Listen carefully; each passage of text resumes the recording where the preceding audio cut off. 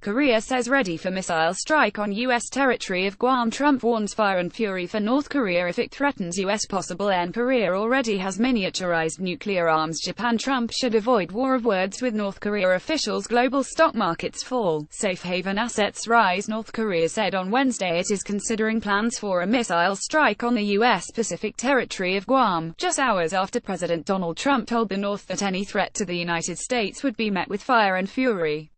The sharp increase in tensions rattled financial markets, and prompted warnings from U.S. officials and analysts not to engage in rhetorical slanging matches with North Korea. Pyongyang said it was carefully examining a plan to strike Guam, which is home to about 163,000 people and a U.S. military base that includes a submarine squadron, an airbase and a Coast Guard group. A Korean People's Army spokesman said in a statement carried by state-run KCNA news agency the plan would be put into practice at any moment once leader Kim Jong-un makes a decision. Guam Governor Eddie Calver dismissed the North's threat and said the island was prepared for any eventuality with strategically placed defenses.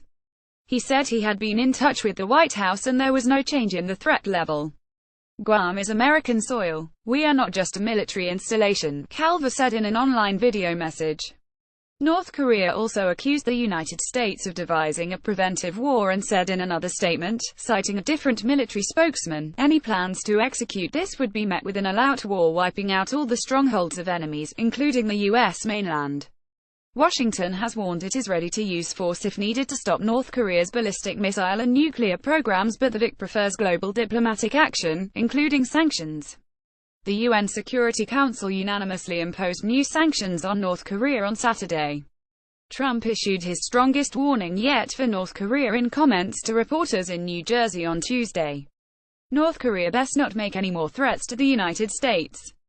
They will be met with fire and fury like the world has never seen, Trump said. Black Swan event. North Korea has made no secret of its plans to develop a nuclear-tipped missile able to strike the United States and has ignored international calls to halt its nuclear and missile programs. Pyongyang says its intercontinental ballistic missiles (ICBMs) are a legitimate means of defense against perceived U.S. hostility, including joint military drills with South Korea. U.S. stocks closed slightly lower after Trump's comments, while a widely followed measure of stock market anxiety ended at its highest in nearly a month. The U.S. dollar index edged down and the safe haven yen strengthened against the U.S. currency after North Korea's response. Asia stocks dipped, with South Korea's benchmark index down 0.9% and Japan's Nikkei 1.6% weaker. Tensions will continue to mount and could eventually develop into a black swan event that the markets are not prudently considering, Steve Hanke, professor of applied economics at the Johns Hopkins University, told the Reuters Global Markets Forum. The United States has remained technically at war with North Korea since the 195,053 Korean conflict ended in an armistice rather than a peace treaty. Seoul is home to roughly 10 million people, and within range of mass North Korean rockets and artillery, which would be impossible to destroy in a first U.S. strike. Tens of thousands of U.S. troops remain stationed in South Korea and in nearby Japan, the only country to have been attacked with nuclear weapons. Wednesday marks the 72nd anniversary of the atomic bombing of the city of Nagasaki by the United States. Military drills. Tensions in the region have risen since North Korea carried out 2 nuclear bomb tests last year and 2 ICBM tests in July. Japanese fighters conducted joint air drills with U.S. supersonic bombers in Japanese skies close to the Korean peninsula on Tuesday, Japan's Air Self-Defense Force said. On Monday, 2 US B-1 bombers flew from Guam over the Korean peninsula as part of its continuous bomber presence, a U.S. official said, in a sign of Guam's strategic importance. The island, popular with Japanese and South Korean tourists, is protected by the Advanced U.S. Terminal High-Altitude Area Defense (THAAD) anti-missile system recently installed in South Korea, the deployment of which has angered China.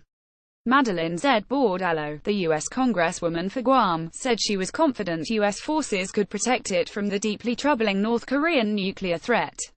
She called on Trump to show steady leadership and work with the international community to de-escalate tensions.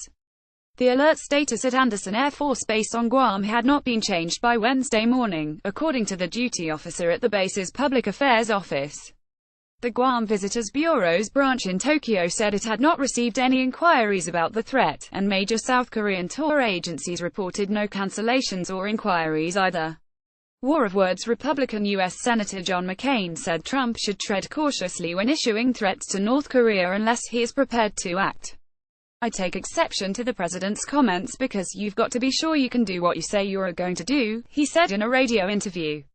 The Washington Post reported on Tuesday that North Korea had successfully produced a miniaturized nuclear warhead that can fit inside its missiles, according to a confidential U.S. intelligence assessment. However, U.S. intelligence officials told Reuters that, while North Korea has accelerated its efforts to design an ICBM, a miniaturized nuclear warhead, and a nose-cone robust enough to survive re-entry through the Earth's atmosphere, there is no reliable evidence that it has mastered all three, much less tested and combined them into a weapon capable of hitting targets in the United States. North Korea's ICBM tests last month suggested it was making technical progress, Japan's annual defense white paper warned.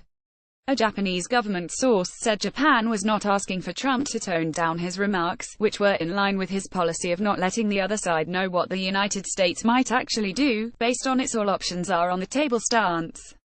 Former U.S. diplomat Douglas Parle, now with the Carnegie Endowment for International Peace think tank in Washington, said Trump should not get into a war of words with Pyongyang. "It strikes me as an amateurish reflection of a belief that we should give as we get rhetorically. That might be satisfying at one level, but it takes us down into the mud that we should let Pyongyang enjoy alone," said Parle, who served as a White House official under previous Republican administrations.